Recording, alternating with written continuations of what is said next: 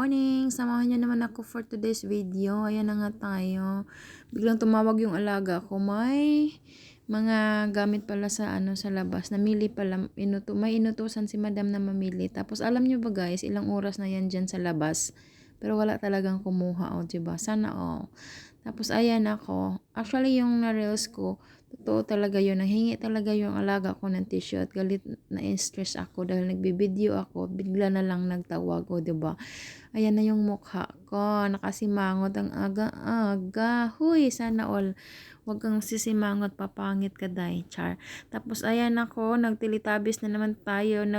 Galing ako labas, nag-service niyan at bumili ako ng cabbage dahil gagawa ako ng kung saan pa yan, cabbage roll. Pero gagawa ako ng Egyptian cabbage na yung rice, ibabalot dyan sa cabbage. As you can, nakita niyo yan before, pero iba yung timplada nun. Ito naman gagawin ko is pang Egyptian siya. So, may Saudi kasi na malfufi. Tapos, iba-iba klase yung pagkaluto, 'di ba? Yung gagawin ko ngayon is pang siya, pang Egyptian. Tapos bumili ako ng mais dahil na-miss ko nga kumain ng mais. O, 'di ba? Actually, guys, niluto ko yan yung mais tatlo. Kinain ko agad, hindi na lang ako ng video dahil baka sabihin nyo matakaw ako. Huy, sana all. Tapos, bumili din ako ng apple kasi akala ko magda-diet na ako. Pero, akala ko lang pala yun. Huwag kayong judgmental. Marami tayo. Sabihin nyo, ay, magda-diet na ako. Pero, hindi naman pala. Huy, huwag nyo. Huwag ako talaga. Tapos, bumili ako ng orange, guys, dahil nakita ko kasi sa isang Facebook na yung balat ng orange, pinakuluan niya, nilagyan niya ng luya. Sabi niya, 4 times yung vitamin C makukuha noon. O, diba? Gaya-gaya yarn. Tapos, ayan na nga ako. Gumawa na ako ng yung sa cabbage. O, diba? Hindi ko alam bakit ang liit ng video na to. Oo, maliit lang pala kasi naisipan ko pang release siya pero bakit napunta dito sa aking YT char. So, alam niyo naman ang dami nating mga pinagkaabalahan, 'di ba? Kung saan-saan na ako nagpupunta, hanap tayo ng sideline para makahanap ng ng extra salapi. O, mukhang pera na tayo yarn, ambisyosa yarn. Ganon talaga. Tapos ayan na nga ako, guys, ginagawa ko na yung yung malfoof. Yung cabbage pala is kailangan mo siyang pakuluan ng sakto lang, wag mo naman yung latang-lata. Sakto lang kasi lulutuin mo pa yan yung cabbage sa sa oven ng mga 2 oras or 1.5 oras. Depende po sa lakas ng apoy ninyo sa oven. Sa akin kasi nilalagay ko lang siya ng 180 or 200 para hindi siya masunog agad kasi syempre yung kanin, hilaw pa yan. Kailangan din magsabay-sabay sila ng luto, 'di ba? Hindi ko na pinakita yung buong process nito, guys, dahil sa dami ng ginagawa ko. As you can see, sa lagi kong video, kahit ano-ano na lang yung ginagawa ko sa isang araw. So, ito, gumawa ako niyan, pero hindi nyo alam behind the scene. Ang dami pa talaga, kaya hindi talaga ako makafocus sa kung ano yung mga ingredients niyan. Kung gusto nyo magtanong, pwede naman kayo mag-comment down below kung gusto nyo matutunan yan gawin.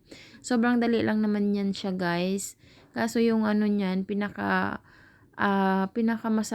nagpasarap talaga dyan sa pagkain na yan is yung mga dahon-dahon, yung mint, yung parsley, yung cilantro. Cilantro tsaka parsley, magkaparehas ba? Pero I think hindi naman siguro, no? Basta yung sa amin dito is Arabic ko siya, bagdunis, kusbara, yun. Tapos, mint, tsaka may shabat po yan siya. Parang pang pangtaboy ng lamok, char.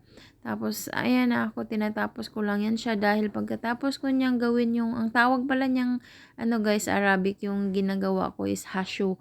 Yung hasyo, yung inilalagay sa yung ginagawang pangbalot, parang sa yung sa siomai, gagawa ka nung siomai. Yun, yung tawag dyan, hasyo, yung tawag dito sa amin. Hindi ko lang sure kung tama yung pagka-pronounce ko, pero yun lagi kong naririnig kay Lola at yun din yung alam ko, o, 'di ba? Ay, nako, buhay talaga, oh. Sana man lang, yung iba kasi, alam nyo ba guys, dito sa White, ang tagal nila muna nakasahod bago sila nakakilala sa sa social media. Hoy, sana all nangarap pa talagang makilala sa social media. Syempre naman pinaghirapan natin 'to. Sino bang hindi, 'di ba? Nandito na tayo eh. So wala naman sigurong hindi umaasa na mag-viral yung isang video na paghirapan natin. Hoy, taas niyo yung mga kamay niyo kung hindi kayo umaasa na mag-viral yung isang video na pinaghirapan natin. Kasi lahat naman ng mga video na ginagawa natin, pinaghirapan natin, 'di ba? Kahit na magkatiusod-usod na tayo sa paggawa ng video, 'di ba? Kasi umaasa tayo na sana one day magaya din tayo sa ibang vlogger na yung yung napansin din sila, 'di ba? Hindi lahat, pero isa na ako doon sa umaasa na sana one day, pero ang hirap kasi umaasa na yung content ko putyo-putyo lang eh. Ang hirap kasi gumawa ng content, 'di ba? Kailangan mo ng time, ng pera, char. Hindi mo kailangan lagi na may basta kailangan talaga ng magandang content para syempre yun yung i-click ng mga tao, 'di ba? Paano i-click yung video mo kung hindi naman maganda? Sa akin kasi lang 'to eh, yung ginagawa ko araw-araw. Paano kaya 'to mapansin? Huy, sana all. Nananawagan po ako kay Lolo White, beke naman lo, sana naman. Pansinin niyo naman yung mga maliit na content creator lo, pinaghirapan din kaya namin yan. So as you can see guys, ganyan siya kahirap balutin kasi minsan sumasabog pa yan. Kaya kailangan mo talaga yung higpitan kasi kung hindi, ang daming masasayang. Oh, Teletubbies na naman tayo guys. Pagkagabi, may Egyptian party. Kaya gumawa ko nung Egyptian na malfoof dahil may party sila pagkagabihan. Pak, ganyan. Ang cute, 'di ba? Gustong-gusto ko yung mga gamit galing sa Egypt kasi ang gaganda niya, guys. Ang cute dahil pinaghirapan talaga siya. Talaga siya, gawang kamay talaga yung mga kaikikan nila ba. Ganyan yung namin, 'di ba? Yung bisita ko dito is nasa 8 or siyam. Tapos, alam nyo ba guys, behind the scene, umiyak talaga ako dito, promise. Kasi ako lang mag-isa, ganyan siya kakalat, napagalitan pa ako ni nanay. Oo, si nanay kasi, alam naman niyang may bisita siya, pina-home service pa niya ako. Tapos, pagdating, pinagalitan pa ako, diba? Pak, ganyan. Ang saklap lang talaga ng buhay. Kaya gustong gusto mo na talagang, ah, makaalis sa nitong bahay na to. Pero kinabukasan talaga guys, pinasama talaga ako dito sa nag-iisang wow. Katulong pala to siya ni Lola. Ako yung pinasama papuntang embassy dahil mag-renew ng kontrata. Wala naman silang maasahan na magsasama Renew dito. ng Kundi kontrata, kulang-kulang naman yung mga gamit. Anong gamit so, ng yun siya guys, super excited na niyang makakuha ng bagong kontrata. Tapos pag uwi namin, sabi ko sa kanya, gagawa tayo ng tuna na paksiw na tuna na may gata.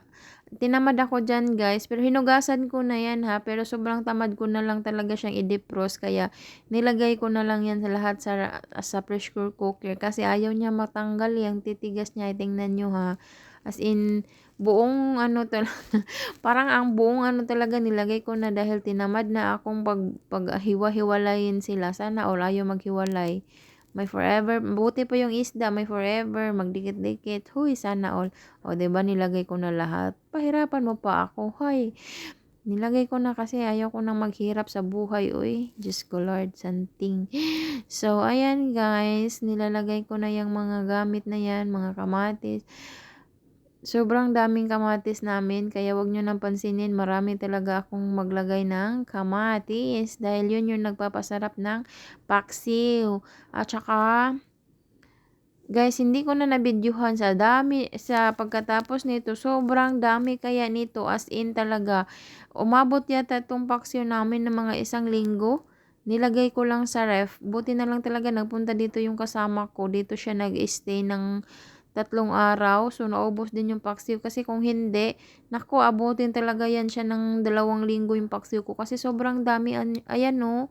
Tapos, ang lalaki kasi kaya hindi mo yan maubos ng isang slice sa isang kainan dahil ang laki ng hiwa ng tuna. Ano kaya yan? Tatlo kilo kalahati. O, diba?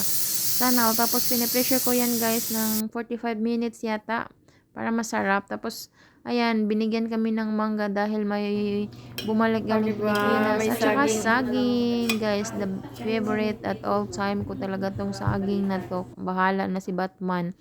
Tapos, ayan, nagpaluto pa si nanay. Nagluto ako dyan, guys, ng biryani at saka ano. Pero yung biryani, kung gusto nyong matuto yung paano gawin yung biryani, comment down below. Gawan ko siya ng buong video para at least alam nyo yung paano siya isa-isa ilagay yung mga ingredients. Oo, para kasi pag ako kasi hindi ko na nilalagay lahat ng details pag ganitong video dahil hindi naman ako as in hindi naman nakafocus sa luto yung content ko, nakafocus naman sa araw-araw na ginagawa ko. So, kung gusto nyong malaman kung paano gawin yung biryani ko, please comment down below. Char, sana tapusin nyo naman tong video ko para para madagdagan man yung viewers ko, guys. Oy, mag 4,000 talaga yung subscriber ko, tapos yung viewers ko 20 lang, 10. Sana all, sana man ng hostess yan nun. Huy, sana all. So, baka sipagin na ako, guys, magawa ng content. Sana lang talaga. So, sana sipagin na din kayo. O, diba? Guys, maraming salamat sa nag-support sa akin. Team Fitness Hobby. Kahit hindi na ako masyado nakasupport, pasensya na kayo at naghanap buhay talaga ako ng marangal. Oo, guys. As you can see, kung nakikita nyo ako sa mga Facebook, nagtitinda po ako. Kaya, kung hindi ako nakasupport, pasensya na aking mahal. Ako'y char. Pasensya na kayo at ako talaga, kailangan ko talaga ng totoong pera. Kaya, kailangan kong magtrabaho, double-double kayo. May trabaho pa ako, guys, tapos nagla-live selling ako sa Facebook. Kaya, sorry talaga at hindi na ako makabalik ng suporta sa inyo. Pero minsan naman pag hindi ako masyadong busy na, makikita nyo naman ako. So, thank you so much, guys. Hope to see you again sa aking next vlog.